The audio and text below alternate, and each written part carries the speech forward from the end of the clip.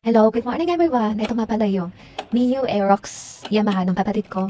Actually, after nila mang bakasyon, iniwan yung susi, hindi ko naman siya pinapaandar na. So, nakatenga lang siya ng matagal sa parking.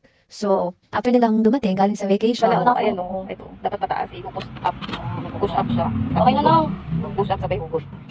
From Palawan, ito na nga usually, hindi talaga siya gumana kasi Yan talaga nagkukos ng lobat ng battery. So yan yung tatanggalin mo, pa-charge niya. Charge na lang. Kaya yung mga bibili ng Aerox dyan, tanggalin nyo agad ito pagkabili nyo. at but na kapatid ko nanood sa YouTube kung ano yung main reason. Ito nga pala yung kailangan tanggalin, which is okay pa yung battery, gumagana pa. Ang kailangan mo lang gawin, ipa-charge mo siya ng 30 to 1 hour. Pag drain po siya, kailangan siya ng 1 hour.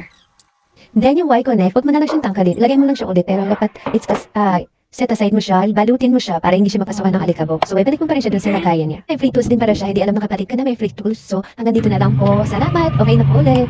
See ya!